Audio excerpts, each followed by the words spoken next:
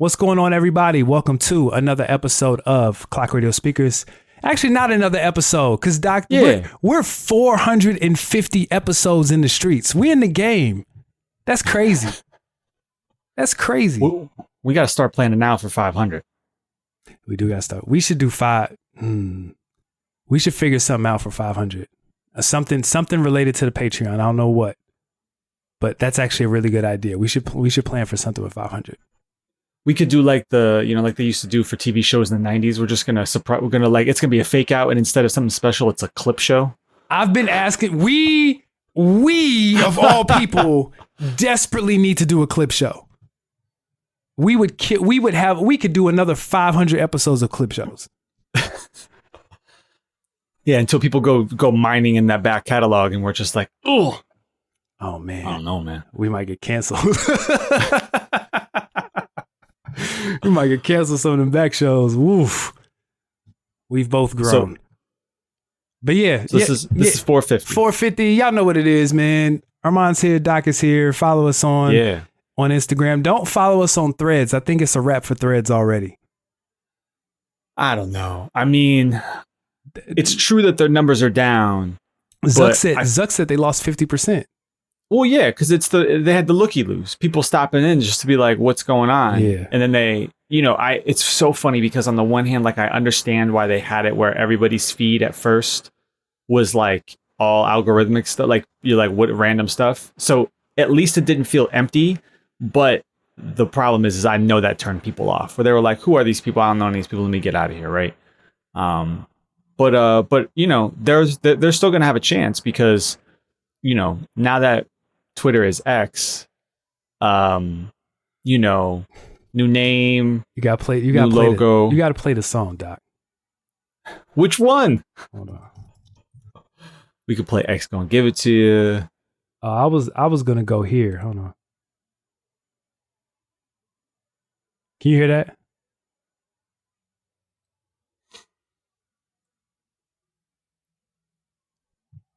You looking at me like you don't know what this is. Oh, I do. I just didn't think you were going this. Like, I haven't heard the song in 20 years. Is that Storch? Or is that actually Dre? Good question. These are the important questions. This is why people have tuned in to hear us talk about Travis Scott. Both. Dr. Dre, Both. Mailman, Scott Storch. Okay.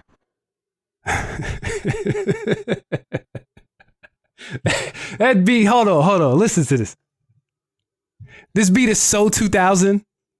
This part right here.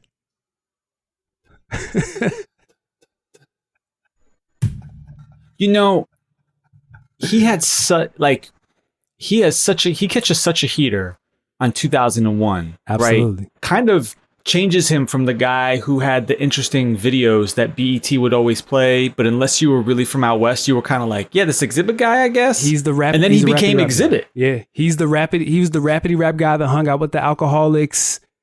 What you see is what you get was known more for like the video, right? And yeah, this was the biggest look for him. 2000, oh my God. 2001. Yeah, and then that. What album was that he put out? Was it Restless? Restless. Yeah. That was a good time. That was a good era. Hold on. Now I need to look at this track list. That's 2000, December 2000. Oh, they were like, yeah, we're going. Loud's like, listen, we got a Dre lead single. Yep. We're going Q4. Yep. Okay. Yeah, front to back. Oh my God, I forgot all about these. I don't remember what any of this album sounds like, but listen.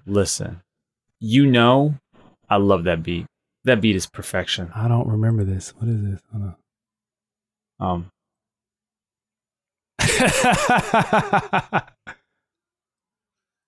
Man. Dang, I forgot about that. I just remember front to back is with the hydraulics, right? Oh. Too clever by half, man. Too clever by half. All right. I forgot about Don't Approach Me. Boy, I'm looking at this. He's like, all right. I'm sure the label was like, all right, we're going to give you the Eric Sermon record. We got the Rick Rock record. We got Eminem. How many Dre records can you get? Yep. How many is he willing to do for, $200,000? Right. And then let's get all the other people around him who can do Dr. Dre type beats. Oh, and then Multiply. Boy, that's the next single. That's the next album. Man vs. Machine. That was it was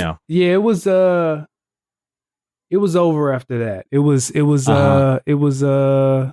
what's the one after Man vs. Machine? What was it called? Weapons of Mass Destruction. Come on. That's such a 2004 title. It is. It's the thing I don't like about Apple Music. Like all of the music under albums is just like together. All right. Dun, dun, dun, dun, dun, dun, dun. See, I need to. Okay, there we go. There we go.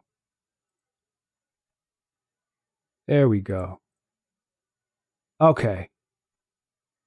No. Man vs. Machine was first, and then it was Weapons of Mass Destruction. And then Weapons of Mass Destruction. Yeah. And Man vs. Machine was not good. No. Yeah, it was over. It was all right. Double disc. Oh, okay. All right. Yeah, it was over. I remember the double disc. And yeah, by Weapons of Mass Destruction, it was over. He was the guy from Pimp My Ride at this point. Yeah, for sure. Yeah. Okay. All right. Good for him. Yeah, good for him. Shout out to Exhibit, man. Shout out to Exhibit. Yeah. So what's going on, Doc? Oh man. We got some music to talk about. Yes, we do. We've been busy. We've been out and about. Listen, I was out in Nashville. Yep. You were out in Vegas. Yep. Two very different places that we decided to visit. Listen, man. Hey, we getting. And one thing I appreciate about our Patreon audience is like they don't care. I don't hear. I don't hear. Care. I mean, like what I mean is like you don't really hear like, man, where you guys at? Like I feel like everybody's busy. So it's a busy time. Everybody, like, you know, I don't know. I feel like there was that pent up like summer travel after COVID, but like now really like, I don't know. Everyone goes everywhere all the time. Absolutely. Yeah. I think everybody's just out. Everybody's just hanging out. And, you know, if you don't hear from us for a couple weeks, it's okay. We'll be back. Some people drop off Patreon for a little bit. They'll come back a few weeks, few months, catch up. Hey man. It's all good. All good. We'll be here. Yep. We'll be here. So you said we got some music to talk about. What are we talking? Music, man. What are we talking about? Oh man, a record that is 4 years in the making, but somehow still was changing at the absolute last second. We're talking Travis Scott's Utopia. Very, very glad that you have behind the scenes stuff. I have not had time to look at that stuff, but that's why they pay you the big bucks. Big bucks. No, I'm just and then you know, we've also got, you know, your man Nasir Jones continuing his run of just like, listen, I'm making music with Hit Boy and we're putting it out and that is it. Back with Magic 2. The fifth album in what, 3 years? 3.5 years, something like that. That's crazy. That's nuts.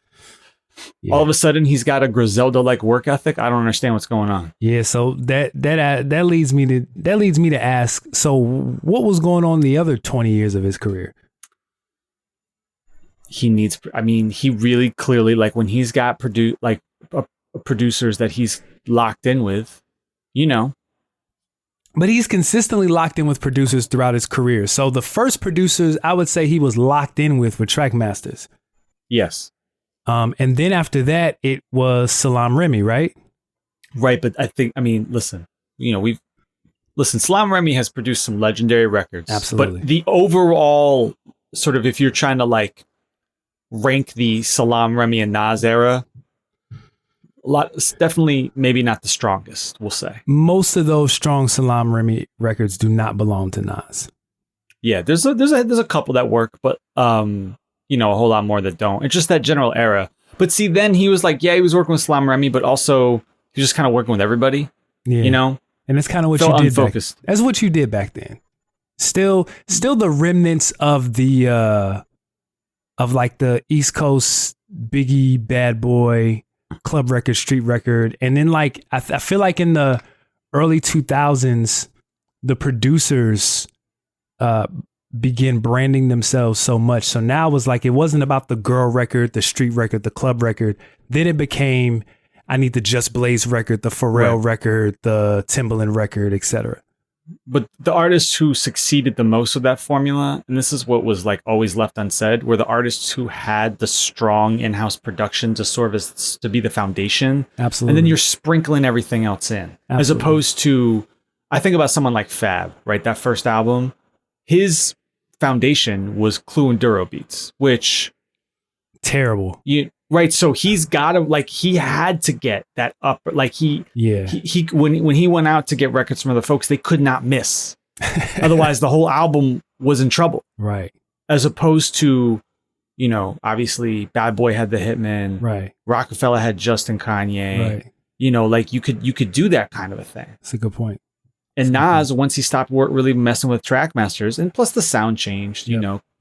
I can't. I mean, he was on a couple of these kinds of records a little bit, but like, Trackmasters, they went heavy. There's a reason why Just said no more hand claps, right? They were really on that Fiesta sound. It's not really Nas's sound by that point in 2000s, and then they kind of, Can you imagine Nas on Fiesta? Yeah, sure. Actually, Boone and Gotti were on Fiesta. It's fine. I think Nas could have handled himself. Yo, Boo and Gotti are probably on the Patreon. Listen. Oh, man. As soon as I asked that question, I said, absolutely, I could hear Nas on Fiesta. Because remember, did you ever think, not quite Fiesta, but, they were starting to get in that zone a little bit. You're right. That 2000 R. Kelly, that was early iteration of those Spanish guitars. Yeah. Yep. Well, because really, Trackmasters, they really started doing that sound a little bit, and sort of famously on It Was Written. Right. Mm-hmm. Records like Affirmative Action, and then they did like Desperado. So they were, trending in that direction. So it's funny, and then that leads to them doing like the You Rock My World remix, right? Like, I remember that remix. Yeah, that sound kind of like blows up and evolves. Yeah. It wasn't necessarily good. Like, I was never a fan of the original, but yeah. Yeah. Also, I think it's just fair to say, Jay made a really good bet on Just placing Kanye West, and that, or I should say Rockefeller did. I don't want to necessarily give Jay credit, but Rockefeller did, and it worked out. And so you could use that as a base. But I don't know, once you get, I think about even through the mid 2000s, right? People were still trying to do that. I got to get one beat from everybody formula. Harder. You know what I'm saying? Yeah, for sure. Yeah, for sure. Okay. So enough of the rigmarole. Yeah. Let's get right into Utopia, man, because there is a lot to talk about. Probably more than I even know. So where do we start? So let's take a trip back to 2008, right? So this is we going that far back? Okay. Well, that's when Astroworld drops, right? So what is you said 2008? Yeah, 2018. Oh, I was like, whoa, wait a minute. Back in the day, when a young Jacques Webster listened to 808s and Heartbreaks, he would then later use that flow. Oh, see, I'm jumping ahead to mine. So anyway, 2018, he puts out Astroworld, which, if you remember, the single before the album for that was Watch. No. Right? With Uzi and Kanye. No. And that song didn't even make the album. I don't remember that song at all. And so Astroworld really blows up. Mm-hmm. I mean, not entirely because of Sicko Mode, but that record changes Travis's life in a way. You know what I'm saying? Yeah, it was. I feel like it was a mix of things. Well, because they didn't really have a lead single. The streets effectively chose, oh no, Sicko Mode's gonna be the record. Yeah. Technically, yeah. Go ahead. Yeah, and so after Astroworld, right? So he goes on tour, but then he puts out Highest in the Room, which I think we've all forgotten about, even though at the time people really liked it. That song went number one. Yeah, it blew up. Yep, I remember that. He put out the Jack Boys album. Mm-hmm. He put out that single with Kid Cudi, The Scots, which went number one for 1 week. Yep. I think wasn't that bad. Was that 2020? Was that COVID days? It was like some Fortnite concert or something like that. Oh, yeah. Because I had who was into that? My son, I think. Yeah. Somebody cared about it. But yeah. I mean, even just the other things with Astro World, like he kind of took the Kanye route. I don't mean to jump right into it, but no, go ahead. You know, the merch was big. And the touring was big. You know, so, and the Nike deal was huge. Yeah, I haven't even talked about the Nike deal. Yeah, for sure. McDonald's deal. Yep. So Travis was doing a lot of the right things. Yeah. Right. You could even say linking up with the Kardashian, you know, having a baby with Kylie, that plays a little bit into your branding. So he's just firing off on all cylinders, you know, from, like you said, 2017, when he releases the first single from Astro World, through all that up until 2021. Right? Yeah. Is that when the stuff happens? Well, right. I mean, so like 2020, he has, you know, everything gets weird, right, because of COVID, but he still puts out that Scott's record. He puts out The Plan from the Tenet soundtrack. Then 2021, he's got Escape Plan and Mafia, which come out. It was a double side A single, very clearly supposed to be building hype for Utopia. And then 10 people die at Astro World Festival and everything changes for him. Yep. Right? Yep. And so some of this album has been cooking since 2019, 2020. For sure. Some of this album got created 2 weeks ago, 1 week ago, basically. Interesting. Okay. Oh yeah. So it's like a really, you know, so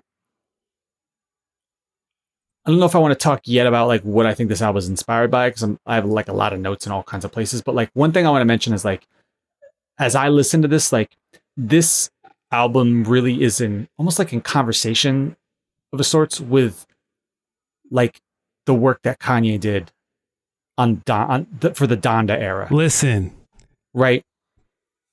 Are we doing this now? No, I'm just saying, like, if this album comes out in 2021, effectively when it's supposed to, they would have been compared with one another. They would have, you know, it would have been like, I don't know, sort of a different world for this, right? But like instead, we are effectively, you know, he's not gone, but like, as far as the music industry is concerned, right now, he's sort of gone. We are kind of in a weird post-Ye world. Sort of. I mean, you've heard about him working in Japan, right? Oh, no, he's very clearly working. Yeah. You know, but like nobody has any idea, like, will the public have an appetite for it? Like, how is that going to work? Right. You know, and I think we should talk about it on a track by track basis, but like we've already teased it a little bit. You know, he is the ghost that hangs over this entire project. You can't like it. You know, there's so many ways, and we're going to talk about it, where the Kanye influence is real. And then sometimes it even goes past influence and you're like, you trying to be Kanye? What are we doing here? You know? So it is weird. Like he feels like he should be on this album, and in ways he feels like he is on this album, even though he's not really on this album. It's a strange situation. Absolutely. I see a lot of people comparing Utopia to Yeezus. Oh yeah. That's the wrong comparison. And we'll go ahead. We'll get into that as we go track by track. But to me, you hit the nail on the head. Donda is 100% the more accurate comparison in terms of track we got length. Records here from that era. Yeah. You know? I mean, it's clear as day that Travis was sitting on all those sessions. To me, in my story, Travis is sitting on all those sessions. He's contributing stuff that gets left on the cutting room floor. He puts in his pocket. And then when Kanye blows everything up, he's making phone calls. Hey, I know Kanye, you're not really working with Kanye right now. I'm working on Utopia. What you got? whatever you have for Kanye, give it to me. No, I mean, I think like inside really like, because there's, we'll talk about this. There are 3 records on here that are from the God's Country / Donda sessions that Ye gave him effectively. Right. Because Ye's not going to use him. Right. He's in a different space right now. Absolutely. He's doing who knows what. He's still trying to fix We Did It Kid, I like that song. I hope that ends up somewhere because I like that song a lot. So yeah. This album, so the Yeezus thing, I mean, there's reasons for it, right? There are records here that are, I mean, there's one record here which is like there's one record here that has an actual connection to Yeezus. There's another record here that has it really wants to be a particular song off of Yeezus. Yeah. The other project that really inspires certain parts of this album is Blonde. There are 2 records on here, which I basically wrote down like in my notes. Travis is trying to be Frank. Wow. We'll talk about them when we get there. So, it's interesting because this is not Astroworld 2. At all. For better or worse. Absolutely. It's not Astroworld 2. There, yes, we get effectively a Sicko Mode sequel, but like aside from that, and that record, that's like that's the dark version. That's like that's the cousin that's been living in the attic for for 6 months that everybody is rejected. Like it's completely different from Sicko Mode. Yeah. But like aside from that, Astroworld had like real obvious nods to like his roots in Houston. Had screwed and chopped like sort of samples or inspirations. He's like, it had like kind of a woozy feel at times. This is not that. This is different. And so what I'm excited to do is to talk through like, does it work? What's he trying to do? What's going on with these credits? Where did some of these songs come from? Right. There's a lot to talk about. Before we get there, what was your expectation going in this project? 0 expectations because I'm not a Travis Scott fan. Right. I was more so living through my son because he's a big Travis Scott fan. So he was very excited. But I knew that I was going to get an album that sounded like a concert. And what I mean by that is if I play it all the way through, it's going to feel like a set list. And those are little things that I like. But I had 0 expectations besides that. I'm just like, all right, new Travis Scott. Cool. What do we got? And with that said, I was very surprised with what I got. So I'm ready to go track by track if you are. Of course. I got so many notes. Okay. We start with, should we play every record or just some of them? That's what we've been doing lately. You can play them. Look, we got all this equipment, all this stuff hooked up. Why not? Use it. This is a weird opening to the album. So I did not know this was a sample. Yeah, it's a sample. Yeah. I thought this was just like James Blake or somebody singing. We're going to talk about what happens when this kicks in a second.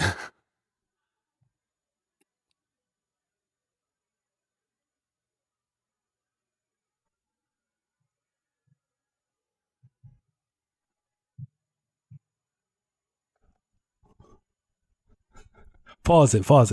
You knew as soon as I heard those drums. I said, I know. Because listen, when I think of like the average Travis Scott fan, I think of skinny white high school kids, right? 1, 2, 3, jump. Right? Yeah. I'm imagining it's this and it's another song on this album where I'm like, I'm just dying to know what their initial reaction was because you can't 1, 2, 3 jump to this. And this is like rappity rap hippity hop. And it's so rappity rap hippity hop that Travis is rappity rappy hippity hopping on this song. All right, go ahead.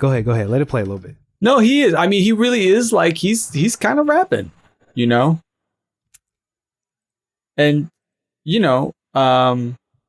wait, does Who Sampled not have the correct? Oh, that's funny. How does Who Sampled? Do I need to talk to people who sampled. They don't have the right drum loop. This is the very famous synthetic substitution drums, I believe. Just heavily distorted, used by Kanye and New Godflow, used by Ghostface on Mighty Healthy. And so he's getting our attention right off the bat. Right off the bat. A lot of energy. And of course, in true Travis fashion, he's not just going to rap over a distorted breakbeat. He drops it out, and then they do more drums, and they do this, and they do that, and the third. As is usual on this album, this is produced by a whole gang of people: Travis Scott, Wonder Girl, Mike Dean, Noah Goldstein. Some of these songs have production credits where they just keep going. But Kanye West. Well, he learned from him. You know what I'm saying? Kanye West. Good to see Wonder Girl consistently getting work and still being out here. I remember when it was a big deal for her to be on Magna Carta. And now I feel like she often does a lot of work with sort of the extended Travis Scott universe, right? Always on Travis projects. I feel like she's done stuff with Don Toliver. I don't know about the other people on Cactus Jack, but yeah. Yep. I like this record. Who wrote this verse? So here's the interesting thing. Because I was looking who's writing for Travis, right? So some of these records, if there are guest vocalists, you can't tell did they help write. Okay. Right? We're going to get to that with the next record. For sure. But for this one, unless, I don't know, I love the idea of Mike Dean writing rapidy rap verses for Travis. That would be hilarious. But like, there's no other writers credited, like just the producers and Travis. That's it. So are we led to believe that Travis actually wrote this? I'm not really sure. No way Travis wrote this. I heard that Sci-Hi was writing some of these verses. He's not in these credits. Anywhere. In fact, I was really interested to go look at like some of these records where I'm like, he's kind of rapping, and I'm like, I'm trying to figure out who's helping to write, and I'm just not seeing anything. So either maybe he learned how to write.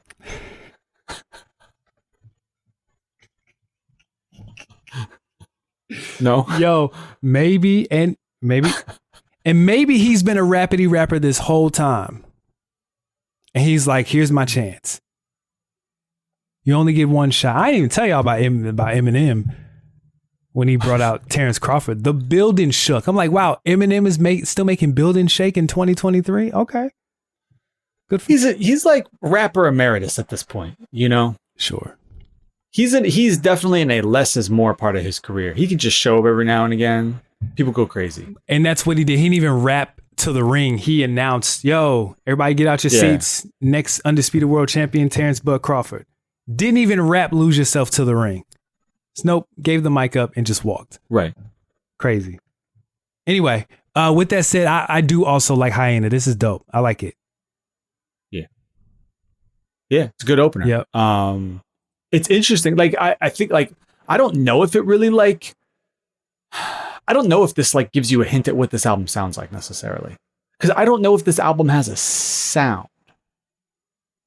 I think it has, like, a goal of being big. You know what I mean? We knew that he was going to be, he wants to get back on the road. Oh, yeah. We knew that. So, like I said, this album sounds like a concert. It does. There is one, so I'm spoiling a note for later, but I'll just say it now because we're talking about it. This is somehow an album that it is like supposed to be, to quote Kanye, stadium status, but it sounds best in headphones. Yeah. I was actually kind of shocked by that. Yeah, because I like to give albums like this, got to do the headphone test. We're going to, a couple different kinds of headphones, got the car test. This album is fine in the car, but it doesn't really it's a headphone album. It's a headphone album. I don't really like it. I listened to it again today while I made dinner. Yeah. It felt good there as well, but that's from a JBL pill. Still still very controlled. I didn't have it connected to all the different speakers. It wasn't this big. Now I'm curious to know if he comes out to to me, this is what he comes out to when he starts the tour. So what does this feel like as the first song on the tour? Yeah. You can't 1, 2, 3, 4 to this record. You can't. Yeah. So you can nod your head. I don't know if they know how to do that, but we'll see. We'll see. Next up is Thank God. Not with an official feature, but we all know it's featuring. I always get this. It's Casey, right? Casey, yeah. Yeah. It should say featuring Casey. It does not say featuring Casey. So the features were not listed in Spotify or Apple Music initially. They have now been added, but only some of them, which is interesting. So Thank God is produced by Travis, produced by Kanye, produced by Alan Ritter, FNZ, Wonder Girl, Bugs the Beast. If I just read off Kanye, FNZ, and Bugs the Beast, you're immediately thinking, at least this is how I know I'm a nerd. I saw those credits and I was like, oh, this is from 2020 or 2021. And it was. It was. This is from the God Country Kanye era. This is on an old Donda 2020 track list. Yep. Casey wrote the first half of this record. He's singing on the hook. No feature. He's not happy about it at all. As he should be. He should be upset. That's rough, man. But remember, he also was originally left off of Donda. Oh, that's what I'm saying. I mean, first he's like helping out with Donda, gets thrown aside, basically. And now some of that, and it's got to be like, oh, here's a record I never thought might see the light of day. And yet, obviously to me, the finished version is better, more polished, etc. than the reference, but like his work is still there. And besides, the man could use the look. Absolutely. And the money, the publishing and all that stuff. Give it. Well, he's listed as a writer, right? He's going to get the writing credits and all that, but like, it's not the same. Yeah, for sure. For sure. Man, give these people what they're owed, please. Like this is, we talk about the music industry stuff all the time. And it's like, yo, this is still happening in 2023. Like, with all this information and all this knowledge and all these people that know like that this is going on and like you're still doing it. It's crazy. Yeah. Yeah. Go ahead. I was going to say we should talk about the actual song. Yeah. Hold on, I'll play it real quick. All right.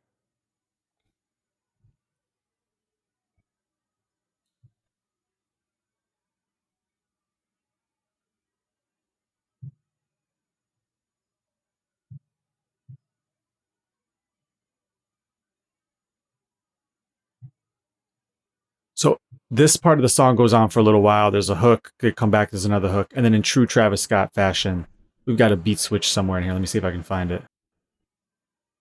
Oh, that was perfect. Oh, look at you. This beat switch, man. Oh my God.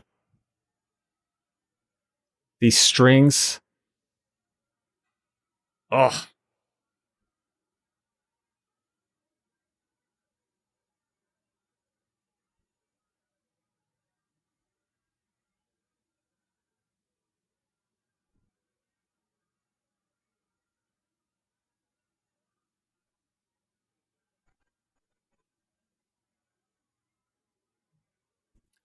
Travis is trying to rap. Shout out to Sci High. No, I'm joking. Yeah, I don't like the song until the beat switch, to be honest with you. Oh, I love the first part. I think it's so weird. I like it a lot. Yeah, there's a couple of songs to me that take a little too long to get going, and then once they go, they go. That is, I mean, look, we all like. That's another thing about this album is like it's almost like Travis was like, "Oh, y'all like beat switches, huh?" There's one record on here. It's got 4 beat switches. It's like, okay, all right. Yeah. I like the first half is whatever, but yeah, when that beat switch is crazy. Yeah. That drum, just even something just very slight, like a drum roll, just like makes all the difference in the world. That drum roll is crazy. It's I know. I was listening to that and I was like, it's good stuff, man. Good stuff. That's what happens when you got 6 listed producers on a track, I guess. 6 brains coming together. That's how it works. That's right. Yeah. That's so, right. Small plug. Yes, sir. We will be making these references available on the Patreon. So if you you are go. on the $10 tier, there we and go. you have access to the CRS Dropbox, we'll be making some of these Utopia demos and roughs and early versions and stuff like that. Some of them are already available because I'm sure I've given you guys like God's Country and some of those records, but it's good to put it all in one place. We'll put it all in one place. We'll make it easy for you guys. So yeah, patreon.com/CRS podcast. All right, let's go. Now we're starting to get interesting. Track 3, Modern Jam, featuring Tizo Touchdown. Produced by Travis, one half of Daft Punk, Mike Dean, some other folks. Do you know where this song came from originally? I literally just saw it. So the drums, I'll play it here in a second. The drums and basically much of the like bass beat, aside from what you hear, obviously Mike Dean and other people doing on top. It's basically the original beat from I Am a God, which Travis helped out on. Right. So, unfortunately for folks like Casey, Travis, the weird thing is Travis knows exactly what they're going through because Travis has his hands in lots of Yeezus records. And then he's still listed as a writer, producer on some of them, but he gets removed by some of them as well. In this case, Rick Rubin sort of infamously comes in and is like, we got to strip all this out. Yeah. I almost cursed on the podcast. Rick Rubin, he sort of reduces in his way, I Am a God, strips it down. To I Am. And so it means that 10 years later, we get this.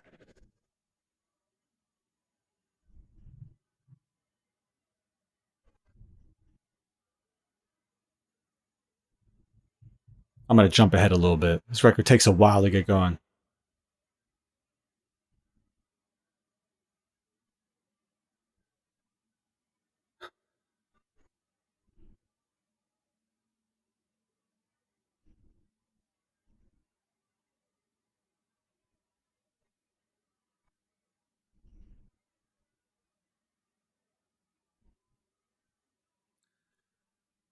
Listen, we know the Kanye influence is strong, but for the love, come on. You know, so the first listen of this album, if you listen to it within that weekend where you didn't have any features, like that's a thing for Travis Scott albums, right? Yeah. And so you don't know who's on it, you don't know nothing. So you just listen to I thought that was Kanye on the second verse. The second verse especially. Yeah. It's like, wait a minute. I said, okay, Kanye's on the album, cool. And then I looked at the credits afterwards, like, yo, he's nowhere near this album. That's crazy. Nowhere near the song. The other thing that's interesting about this is the way he's rapping. He's rapping like Kanye. But yes, absolutely. But the way he's rapping is also like a 1985 rapper. A little bit, we do take for granted that one of the things that Kanye could do well is, frankly, just charisma. Because this record is stripped down. Like, this is, like, Travis is taking a swing here. This is trying to be almost like Yeezus meets Graduation, like big stadium record. But, like, listen, I'm sorry, Travis does not have the personality to pull a record like this off to me. Yep. It's a lot to carry a beat like this. It's weird. It's unorthodox. He's got Mike Dean doing like synth transitions, like we're sort of remaking Thriller or something like that. Sounds like a horror movie. Then Tizo Touchdown comes in and kind of does like an Andre 3000 impression at one point. I'm not really sure what's going on.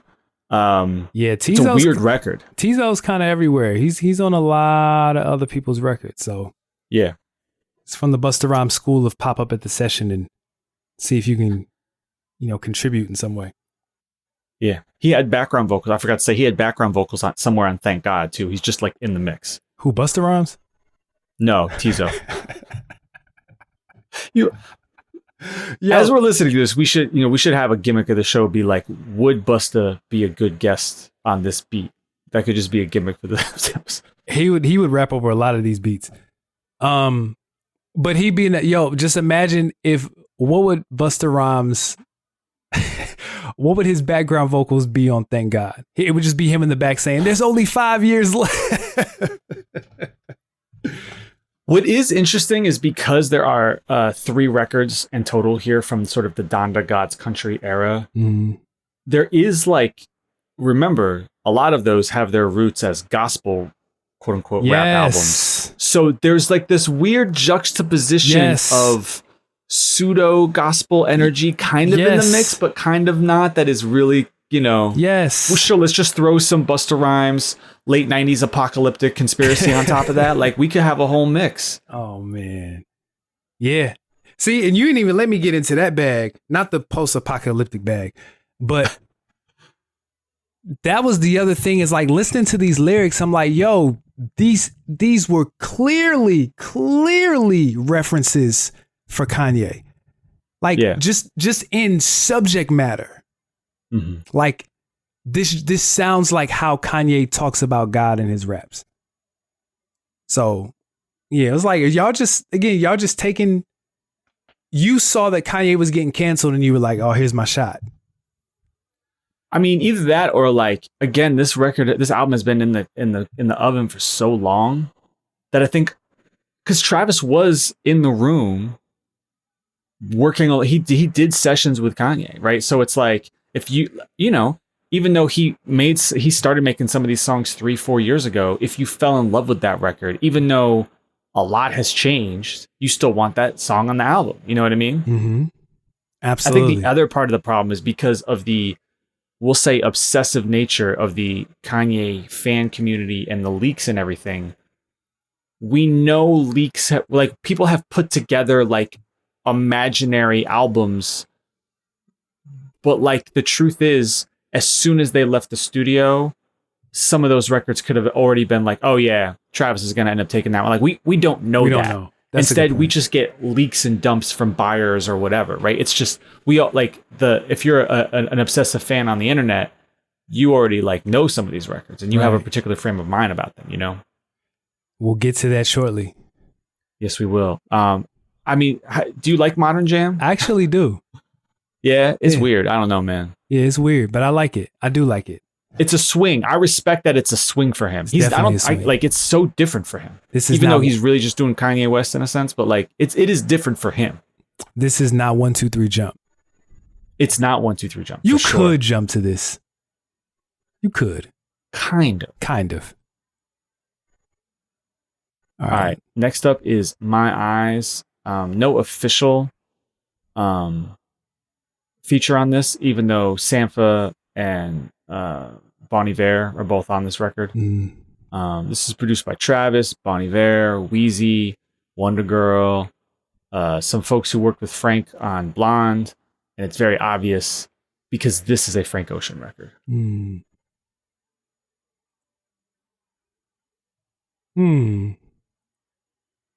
No wonder I don't like the song.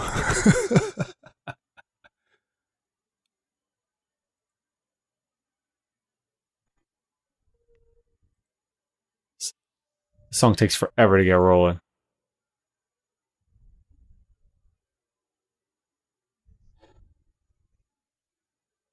Dang, he sounds like Frank. Wow.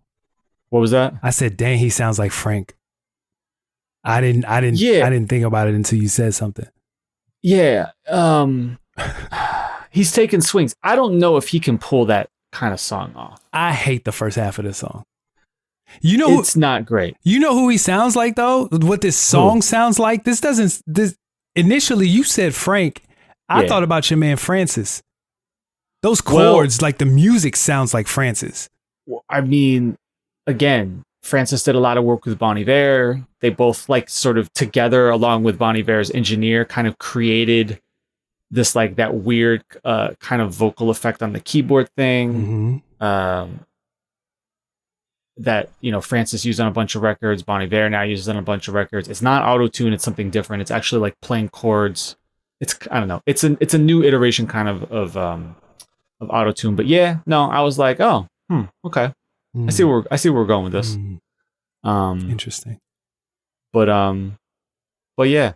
And then, it's a weird record because then again, we get another one of these beat switches.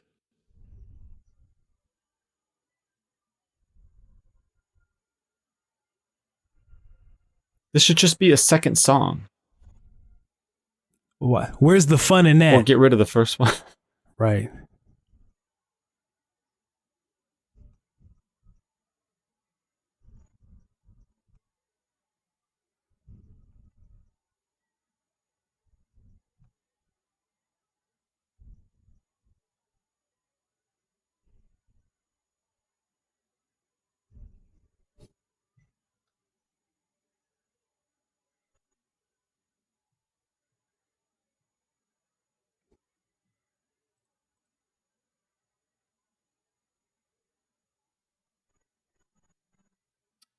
I mean, that's crazy. That second half just is cut crazy. that first part off. That second half is crazy. Yeah. I'm like, wait a minute. Do I like a Travis Scott album? Like at this point now, I'm like, huh? You're like, what's going on? Yeah, wait, I'm like feeling like, am I okay? Am I good? You're like, am I seeing a 1.5 buried in here somewhere? Oh, here you go. You haven't done a 1.5 in years. Maybe you haven't, just haven't told us. Yeah, I keep some, okay, you keep in it a private collection. I got you. Fair enough. But yeah, I like the second half. Yeah. Don't really love the first, but he's taking swings for sure. Second half is super crazy. And to me, let me see. Hold on. Let me make sure. To me, this is where the album begins to turn up. Yeah. Energy. Yeah, for sure. I mean, but we're just about to go on a run of songs that I really like. Well, that's interesting. Yeah. Okay. Well, let's talk about the next one, which is God's Country. Again, produced by Travis, 30 Rock, Des Wright. That main, it's funny. You sent me like a list of like samples using this album, and they identified a sample for this. But this main, I'll play it in a second. The main melody loop is actually just a Des Wright, like you could buy like royal, like a thing, like a loop from the library, basically, and they just like played it, and then they like changed the pitch and they put some drums over it. But wow. Kanye is listed as a co-writer here because this is absolutely from the God's Country sessions. This was to be the title track to the God's Country album. One of the more infamous Kanye leaks. Like there's like New Body. Like I feel like New Body is like the New Body, Law of Attraction, some of those. Hurricane, absolutely. But then there's this like this, if those are the S tier leaks, there's like some A tier leaks. God's Country, Alien, up from the ashes. Oh, like Alien. Yeah, all 55 versions of Alien, right? So God's Country to me is on that A tier list. Like even if you weren't paying attention to the leaks, you've heard an iteration of God's Country with Kanye on it.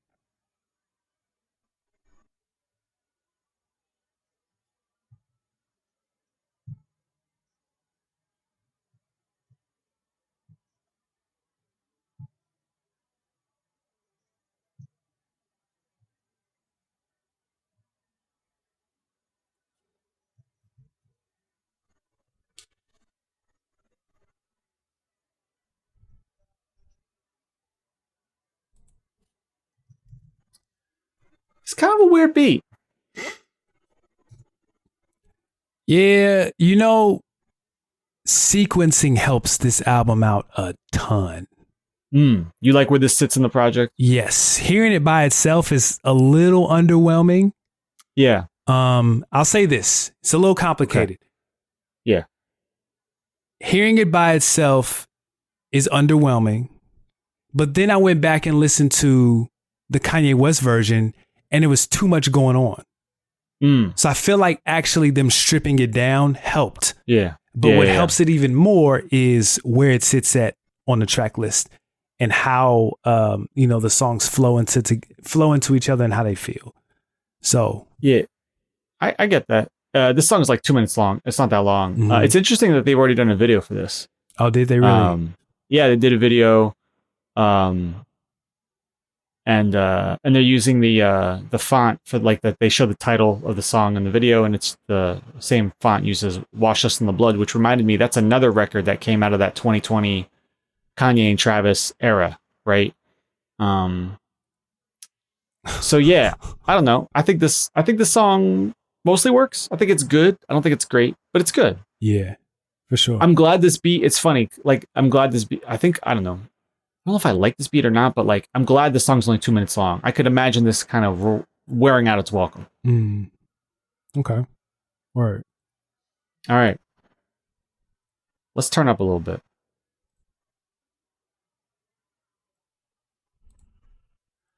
This is Sirens featuring, well, not with no official feature listed, but it's featuring Sway Lee.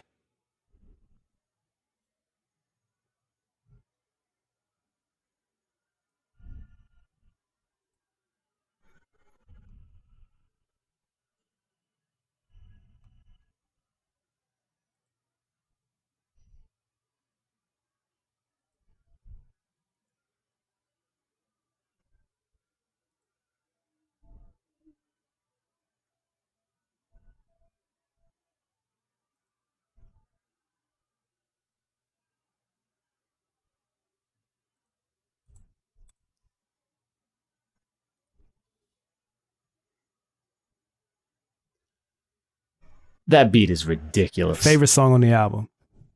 This is produced by Travis, Noah Goldstein, Wonder Girl, Evax.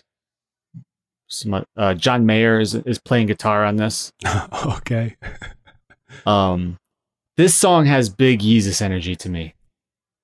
Like different, but like the especially what we just heard, that like drum pattern, like it kind of black. The way he's kind of rhyming on it a little bit. Yeah. I didn't think about that, but that makes sense. Yep, that makes sense. Yeah, but like in a good way, like inspired by Yeezus, but different. We're gonna get to. There's a record later that is offensively plagiarizing Yeezus, but at least I think I do. Yeah, I think I do. I'm sure you do. It is kind of funny that he has a line here where he says that people should meet him at a festival, and I was just like, time out. I mean, we got to go back because I think My Eyes is the song where he talks about Astroworld. He says a little bit about Astroworld. Yeah. It's honestly, and we haven't even said this, like, he doesn't really say a lot on this album about Astroworld. There's only there's only like a handful of references. Mm-hmm. Now, I don't know if is that like a lawyer thing? Like, is he just, part of it is I do feel like it is a catch-22, where on the one hand, he's been cleared of legal wrongdoing.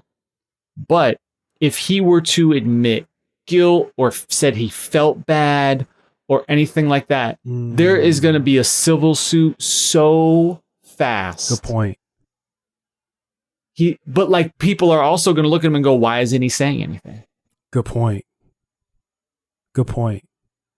And that's a lot of the feedback that he's been getting, actually. It's like, Travis Scott has no substance.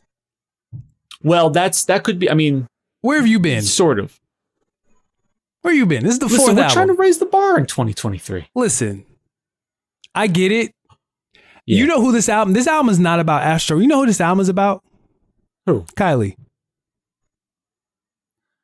Well, he's gonna throw some bars at, Wonka on the next record, but this album is all about the mother of his children. Like most of it is about her. Like y'all trying to listen for Astroworld stuff, and he's like, "Yo, that's the most Kanye thing you could possibly do." Listen, come on, man, come on. We got 2 albums about Kim. Who like? It's what he does. In retrospect, Kim coming out in the wedding dress for Come to Life is really one of the most bonker, considering where their relationship was and where it is now, one of the weirdest things you can possibly imagine.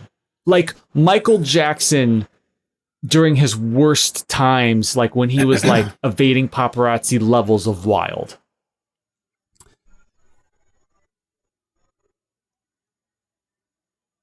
People love attention. Kanye especially. Kanye West and Kim Kardashian in many ways were meant for each other, and that's one of the reasons why even if we absolutely hate each other, we're about to make this moment. Right. So no, they were made for each other until he decided he was going to be, born again, effectively. Yes. And then he tried to convert her, and she was like, nah. I'm sure she was like, when I said "till death do us part," I kind of didn't see this one coming. Right? Who does? Well, that's a whole separate. We don't need to talk about Kanye anymore than we already are. But that is that's a fascinating problem where it's like, oh, the person who I married, all of a sudden, they have a very different take on life, and I've built a life with them, and what am I supposed to do about that? Absolutely, and particularly when it's a religious conversion, that can be really at times, and maybe this is the wrong word, but a little aggressive. Sure. And it's like, sure, because I mean, in theory, it sounds good. I had this emotional experience. So I had this experience that I believe is really real, and because I love you, I want you to have that experience as well. Right. In theory, that's not bad, but no, but I already get like way too excited when I try to like explain to Marissa like some new thing that I found. Now imagine if I had a genuine like religious conversion, I would be unbearable. Absolutely unbearable.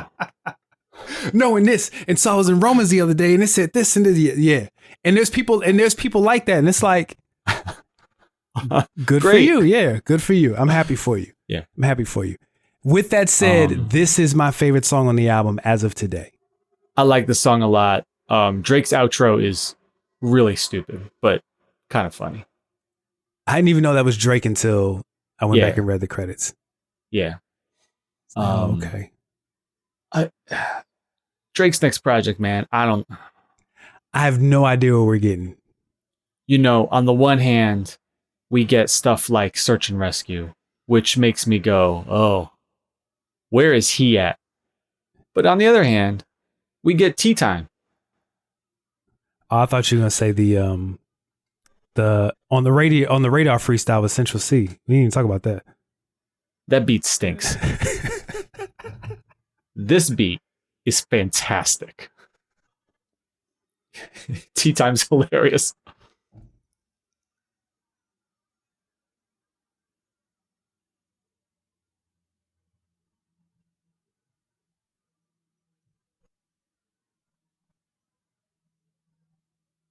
That's a Gunna shot, right? I didn't even think about that.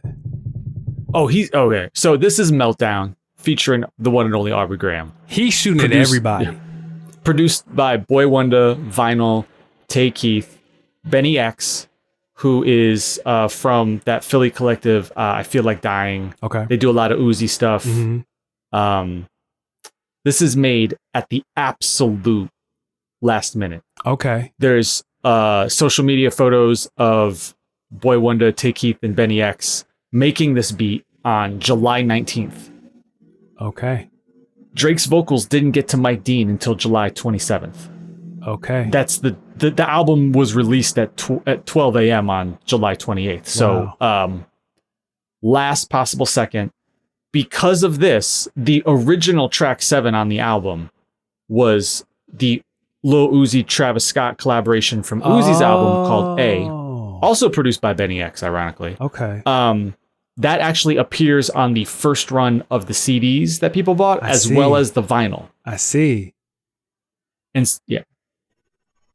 Wow. Okay. Okay. So when we say last minute, even though like you got a record like God's Country, which comes out of like a 2020 studio session with Kanye, and then you've got Meltdown, which the last possible second while Drake is on tour. Crazy. Yeah. Drake is taking shots at Gunna. Well, there's two very obvious people he's taking shots at. Anybody else he's taking shots at? I heard that there are some Kodak Black shots. Oh. Because if you remember, her loss was supposed to be Drake and Kodak. I'm just telling you. Who said that? Kodak? I think so. Yeah, you know who didn't say that is Drake. He's not gonna say that because that then like demeans 21. Like, oh yeah, you were the second guy that I picked. So he's not gonna say that. But apparently, Kodak was upset. It wasn't like a who was that had the Drake feature and then basically was like, I can't do this. I'm not gonna try and force it. and like gracefully bowed out. Kodak is like mad. Like we had records together. I was being told that this was going to happen. And then out of the blue, they cancel it and then they do 21 instead. So apparently there's some like Toronto gang stuff going on. And that last line, you're lucky that Vogue was suing because I would have been with the Wassas in Paris. Yeah, that's a Toronto gang. Yeah, that Drake runs with or Drake is affiliated with, and also had issues with Kodak. So that's Drake's about to shoot himself into a work or work himself into a shoot. I can't figure it out. He's definitely about to work himself into a shoot. He's done that a few times. With that said, go ahead. With that said, this verse is hard. Drake is skating on this. I love this beat. This beat is ridiculous. Drake is absolutely skating on this. There is in true Travis and Drake fashion, there is a Take Heath beat switch at the end. And the first time when it happened, I was like, oh, we're getting 2 Drake verses. And then Travis starts rapping, and my shoulders kind of slumped a little bit, and I was like, I thought we were doing I thought we were gonna get a second verse, but hey. Come on, man, how do we not get Drake on that Take Heath beat? Isn't that like there's somewhere in the contract, Drake's on a record and there's a Take Heath beat switch? Drake better be on it. Listen, when his last minute, he's like, "Yo, this is all I got." I mean, I could give you some more, but like, you got what 15 minutes to mix this before it has to go on streaming. Right. I assume the good news is like Drake stuff is being recorded by like 40 and crew. So like it's getting to Mike Dean in good shape. For sure. It's not like he recorded it on this in the tour bus. Right. You know what I'm saying? Right. Wasn't us in the hotel room. No. That mix sounds really good. Hey, listen, it sounds surprisingly good. I'm actually, when we send that off to get mixed, I'm not re-recording that song. No, I think it's fine. Yeah, the whole point is to keep that feel. That's why I wanted to record. I wanted to literally, as the youth say, catch a vibe, and we did. Yeah. So yeah, I might put a little snippet of the video out. You should. Yeah, I might do that tomorrow. I don't know. Let's do it. Yeah, why not? Why not? Let's be reckless. Yeah. So what we haven't said, the main reason why this song is getting notoriety, Drake's taking shots at your man, Push a Ton. Mm-hmm. And everybody's man, Pharrell Williams, catching strays. And just so happens that there is a video of Travis playing Utopia for Pharrell. Pharrell has production credits on this project. So now it makes sense. Everybody's like, well, did he play him the Drake verse? If this is a last minute Hail Mary heave, then it makes sense that he didn't have that. And it's just like this same thing happened with Sicko Mode. I was gonna say, Sicko Mode was a last minute heave too, right? Right, and I'm guessing, like, it's funny, right? Because like Travis is probably sitting there and he's like listening to this and he's like, So on the one hand, Pharrell's not gonna be happy about this. On the other hand, I can't say no to this verse. Because of Drake on this record, this song is going to be a top 5 song in the country after the first week. It has a shot at 1 or 2. Yep. And that's crazy. Off the strength of people checking this out because of Drake. You can't say no to that. Can you? It's crazy. I agree. We haven't talked about Travis on this song. It's fine. I think he's fine. I like the production on all parts of the song, but Drake on that first part is ridiculous. I agree. Okay. To hear the rest of this week's show, exclusive episodes, and more, subscribe today at patreon.com/CRS podcast or clockradiospeakers.com.